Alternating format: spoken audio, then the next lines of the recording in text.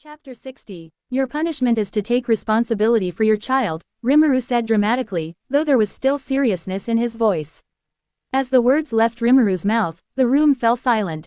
The atmosphere was tense, filled with confusion and curiosity. Hearing this, Veldora blinked in confusion. According to his memory, he did not have any children, so he didn't understand what Rimuru meant by his child. My child? What are you talking about, Rimuru? I don't have any children. Are you sure you know what you're talking about? He asked Rimuru in shock and confusion. Seeing Veldora's behavior, Rimuru sighed, shaking his head slightly in disappointment. Veldora, I'm talking about the responsibility you have to your creations. You have a progeny that needs the guidance and supervision of the great storm dragon, Veldora Tempest, Rimuru said, hoping to remind Veldora of what he was talking about. But to Rimuru's disappointment, Veldora didn't understand what he was saying, so he decided to enlighten him a little more. You know what I'm talking about. I'm talking about the creature that was born from your Magicules, your child, the Charybdis. You know, the creature that was born from your leaking Magicules around a century or a century and a half ago, Rimuru said, trying to clarify. Veldora still looked puzzled for a moment, and then realization dawned on him. Wait, you mean you're talking about that fish? He exclaimed, his voice a mix of surprise and reluctance. Rimuru nodded firmly. Yes, that's exactly what I mean. And don't just call it a fish, she's your child, you know. It's finally time for you to take responsibility for it. I stayed quiet for a long time when you said you weren't ready to take responsibility for a child, but now I won't hear any of your complaints. It's time for you to show that you can handle this responsibility. Be a man, bro, Rimuru said, giving Veldora a motivational speech toward the end. Veldora tried to argue more with Rimuru, denying that Charybdis was his child. But Rimuru, Charybdis is just a byproduct of my Magicules. It's not like I intentionally created it, he protested. But Rimuru cut him off, saying, regardless of how she came to be, she is still your creation.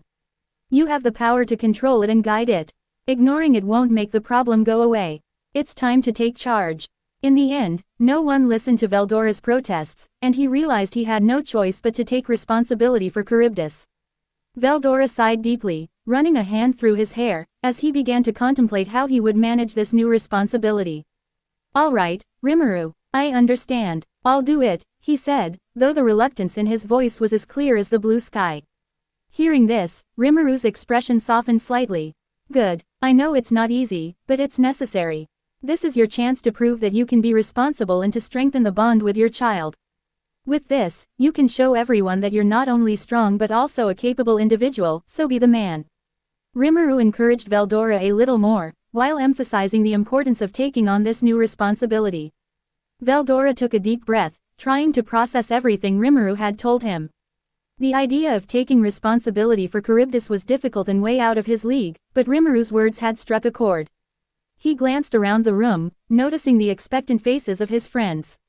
Shizu and Milam had paused their conversation by the fireplace, and Seal was watching closely from her seat beside Rimuru, her face a mix of curiosity and interest.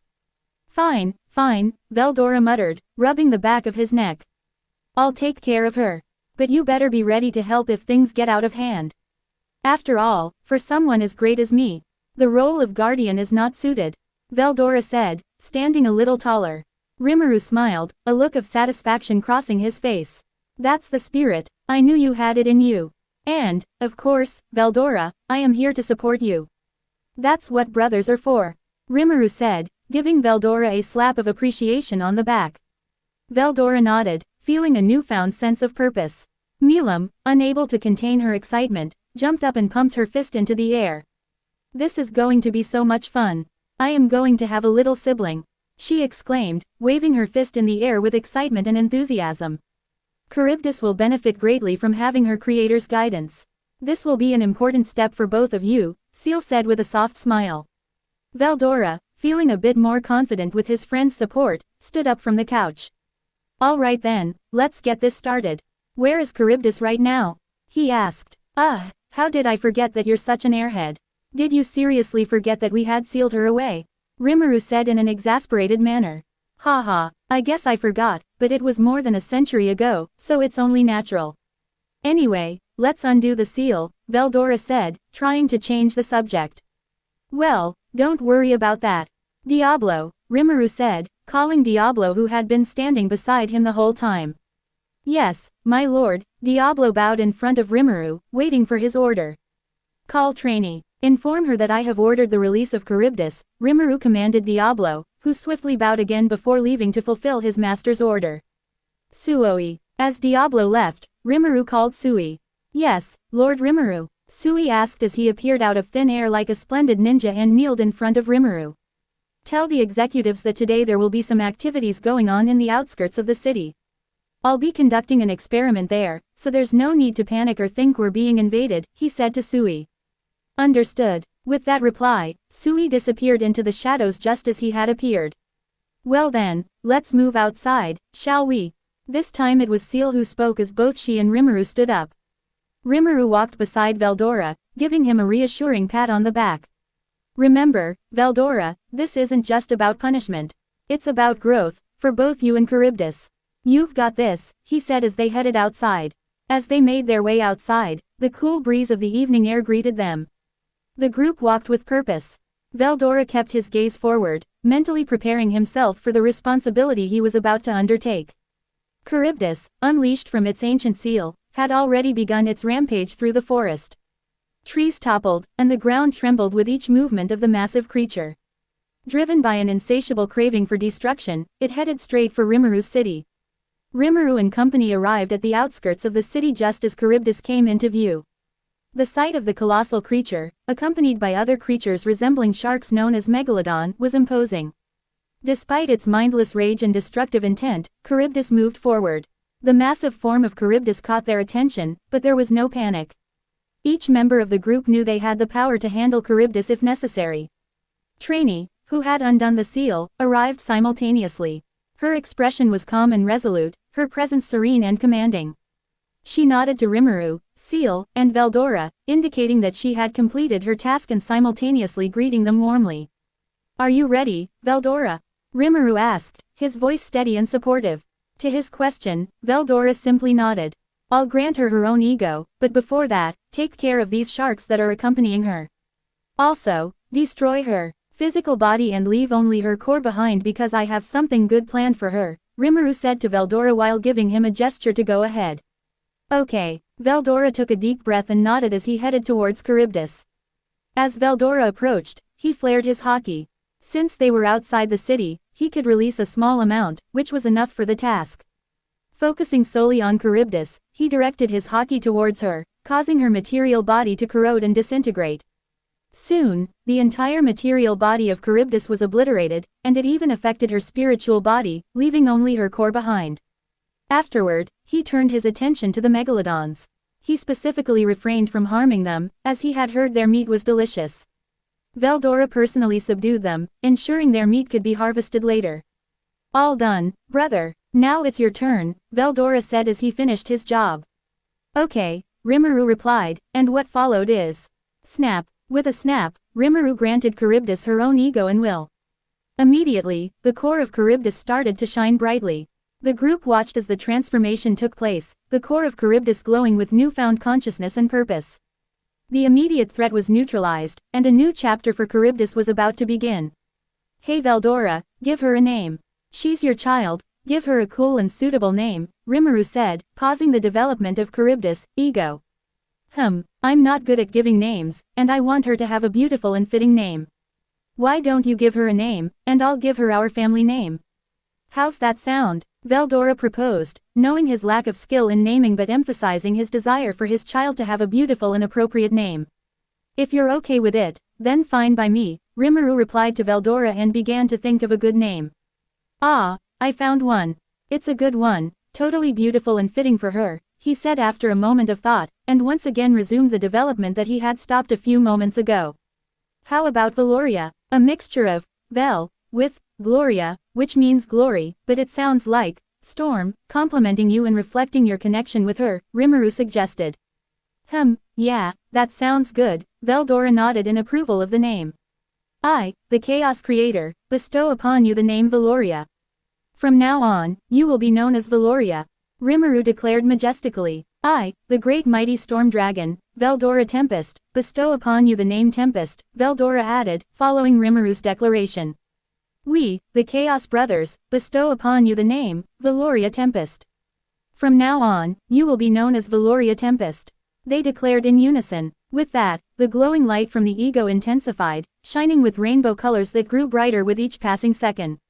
As they named her, a huge amount of magicules from both Veldora and Rimuru left them and enveloped the now named Valoria. Soon after, the core created its spiritual body, followed by its material body. As her material body started to form, flesh and blood vessels gradually took shape, and soon an ethereal form took on substance, shaping into the delicate beauty of a female. As Valoria's material body began to form, the group gazed in awe at her transformation. Her bright yellow hair, reminiscent of Veldora's, began to sprout from her scalp, growing rapidly until it reached just past her shoulders, gleaming in the light. Her eyes, also bright yellow, slowly took shape within her forming face, their draconic pupils adding an intense, captivating depth to her gaze. A beautiful nose formed next, followed by a pair of delicate pinkish lips with a touch of red. Muscles and bones formed beneath the surface of her ethereal skin, giving structure and definition to her figure. Her beauty was striking, comparable to some of the most beautiful women in existence, akin to her aunts. Her form included an ample size of breasts, complementing her overall appearance with a sense of femininity and maturity. She appeared to be around the age of a 17 to 18-year-old teenager on the brink of adulthood, slightly shorter than Veldora, yet exuding a graceful yet powerful presence. As her transformation neared completion, Rimuru waved his hand, creating an outfit befitting her new status. A sleek, high-collared tunic adorned with intricate golden embroidery materialized on her forming body, signifying her royal lineage. The tunic featured detailed patterns of dragons and chaos, symbolizing her connection to the Tempest family. The cuffs and hem of the tunic were lined with silver and gold thread, adding a touch of elegance. The tunic was paired with fitted trousers made of flexible yet durable fabric, ensuring comfort and freedom of movement. Her boots, sturdy yet stylish, reached just below her knees. Finally, around her waist, a decorative sash of fine silk wound elegantly, embroidered with subtle designs of swirling storms and dragon motifs. The sash added a regal flair to her attire without compromising on practicality. As her transformation completed, Valoria stood before everyone, emanating elegance. Her bright yellow hair reaching past her shoulders, framing vibrant eyes with draconic pupils that held an intense gaze. Delicate features, a nose and lips tinged with soft pink, completed her refined look.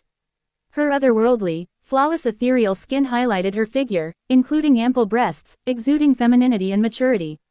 Slightly shorter than Veldora, she carried herself with poise, embodying youthful vigor. Adorned in attire crafted by Rimuru, Valoria wore a high-collared tunic adorned with intricate golden embroidery featuring dragon and chaos motifs. Silver and gold threads embellished the cuffs and hem, complementing flexible trousers and stylish knee-high boots that balanced practicality with elegance. Around her waist, a fine silk sash embroidered with swirling storm and dragon designs added an extra touch of sophistication, emphasizing her elevated status. Overall, Valoria radiated beauty, strength, and regality in every aspect of her appearance. The group marveled as Valoria's body finished forming, recognizing the strength and potential she embodied. As her transformation completed, Rimuru nudged Veldora to go and talk to her. Veldora stepped forward, a proud smile on his face. Kuhahaha, Valoria Tempest, I am your father, the great mighty storm dragon Veldora Tempest. Welcome to your new life. You are a part of our family, Veldora greeted her, awkwardness visible in his very being. Hello, father, Valoria replied, her own awkwardness apparent. You don't need to fear anything, Veldora continued, trying to reassure her. I am here for you. We are here for you, always. I know this might be overwhelming, but we are family, Veldora said, surprising the onlookers. No one had expected Veldora to express such sentiments, making it a surprising moment for them. Valoria looked at Veldora, their bright yellow eyes meeting. The initial awkwardness began to fade as she saw the genuine warmth and pride in his expression. I understand, father. I will do my best to live up to your expectations, Valoria said, her voice steadying as her previous awkwardness slowly faded away. Veldora stepped closer, his smile softening. It's not about living up to expectations. It's about growing, learning, and becoming the best version of yourself. We are family, and that means we will face everything together. You don't need to fear anything, this is just the beginning of a beautiful journey. Veldora reassured her, his voice filled with conviction. For a moment, Valoria looked unsure of what to do. However, as she gazed at Veldora, she felt an inexplicable pull towards him and unknowingly started to move in his direction. With a hint of hesitation, she took a tentative step forward, then another. Gradually, she closed the distance between them and embraced Veldora. Veldora's arms wrapped around her gently, holding her close. Her slender figure was completely enveloped in Veldora's embrace, a fatherly gesture filled with comfort and reassurance. "That's my girl. I'll make you the happiest girl in the world," he said softly. As she heard Veldora's words, Valoria felt warmth spreading through her entire body, down to her very core. She experienced a sense of belonging she had never known before, feeling full, complete, and whole as if everything had finally fallen into place. In this moment, she realized and recognized that the storm dragon, Veldora Tempest, is truly her father, and she accepted it. She accepted Veldora, and she wholeheartedly accepted her new family, the Tempest family. Rimuru watched the scene unfold with a smile, feeling a profound sense of fulfillment. The bond between Veldora and Valoria was already beginning to form, promising to be strong. Valoria pulled back slightly, gazing up at Veldora with newfound respect and affection. "Thank you, Father. I'm ready to start this new life," she said gently.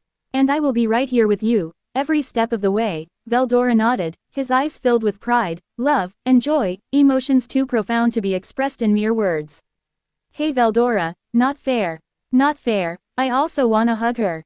While they were having their moment, Milam suddenly interrupted them, her voice filled with excitement and eagerness. Milam's sudden interruption broke the tender moment, and she dashed over to Valoria, her eyes sparkling with excitement. "Hi, Valoria, I'm Milam, your big sister and strong too. I'm so happy to meet you," Milam exclaimed, wrapping Valoria in a quick, enthusiastic hug. Valoria, initially taken aback by Milam's energy, soon smiled and hugged her back. "It's nice to meet you, elder sister Milam. Thank you for the warm welcome," Valoria said, unsure of how to handle the situation. "Easy there, Milam-chan, you're making it difficult for her," Shizu said, noticing Valoria's awkwardness as she gently separated Milam from Valoria. Rimuru stepped forward, his eyes twinkling with pride and happiness. "Nice to meet you, Valoria. I'm Rimuru, Rimuru Tempest.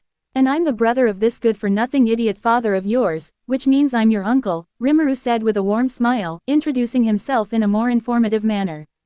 As Veldora heard Rimuru's words, he started to complain to him in a very indignant manner, while Valoria found the whole scenario quite funny and interesting. "Nice to meet you too, uncle," Valoria said, giggling as she watched Veldora complain to Rimuru, who was ignoring him.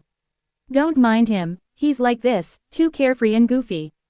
If he does something unintentionally or intentionally that might upset you, give him a good scolding or just come to me.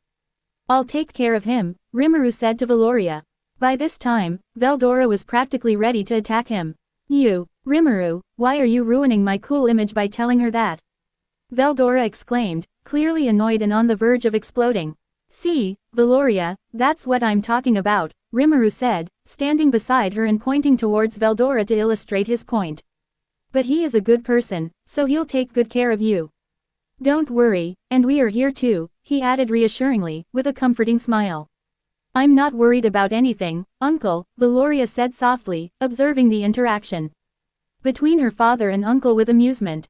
"Well, let's leave him as he is and move ahead. Here she is, my wife Seal Tempest," Rimuru said warmly, introducing Seal. "Hello, Aunt Seal," Valoria greeted with a cheerful smile. "Nice to meet you, Valoria. As Master has said, I'm Seal Tempest, Master's wife. I'm glad to see you joining our family, Valoria. You have great potential," Seal introduced herself, her voice soft, warm, and welcoming. For a moment, Valoria looked confused as to why Seal referred to Rimuru as Master, despite being his wife. However, she couldn't quite comprehend this matter, as she doesn't have much knowledge about these things, so she let it go. While Valoria pondered over this, Seal approached her with a gentle smile. "Take this as a gift from your lovely aunt," Seal said, gently touching Valoria's forehead and granting her a unique skill. "Thanks, Aunt Seal," Valoria exclaimed, surprised but grateful, and hugged Seal tightly, who returned the embrace warmly. As they exchanged pleasantries, Valoria found herself drawn to Ciel's gentle demeanor and kindness. She decided that she would seek Ciel's guidance whenever needed, appreciating the stability and warmth that Ciel exuded. "I look forward to learning more about our family," this world, and everything here, Valoria added as they separated, her excitement palpable. Let's move ahead. This is my second wife, Shizu Tempest, Rimuru said, introducing Shizu. Welcome, Valoria, I'm Shizu. It's wonderful to have you with us, Shizu said with a soft, appreciative voice. Her demeanor was calm and composed, and she smiled gently, radiating warmth and hospitality towards Valoria. Valoria returned Shizu's smile, feeling a sense of ease in her presence. Thank you, Aunt Shizu. It's nice to meet you. I'm looking forward to learning more about everyone, about this world, she said. Shizu's eyes twinkled with kindness as she replied. I'm glad to hear that, Valoria. This world is quite interesting and fun to live in, and there's so much to discover. If you ever have any questions or need guidance, don't hesitate to ask. I'm here to help you, she said in a soft, gentle voice. Valoria nodded appreciatively, feeling reassured by Shizu's warm welcome and offer of support. She felt overwhelmed with the warm greetings and the sense of belonging radiating from everyone. She looked around at the group, her new family, and felt a deep sense of gratitude. Thank you, everyone. I'm truly honored to be part of this family. I will do my best to live up to all of your expectations, Valoria said, her voice filled with sincerity. Hearing this, Veldora placed a hand on her shoulder, beaming with pride. You don't have to worry about expectations, Valoria. Just be yourself and grow at your own pace. And if you need anything, just ask for it, he said. The interaction continued with more friendly exchanges, laughter, and deepening bonds. Valoria felt her nervousness fading away, replaced by newfound confidence and excitement for the future. After a while, they started to head toward the city. As they walked, Valoria looked around at her new family and felt truly welcomed and at home. For her, the future looked bright, and she knew that with their support, she could face anything that came her way. To be continued.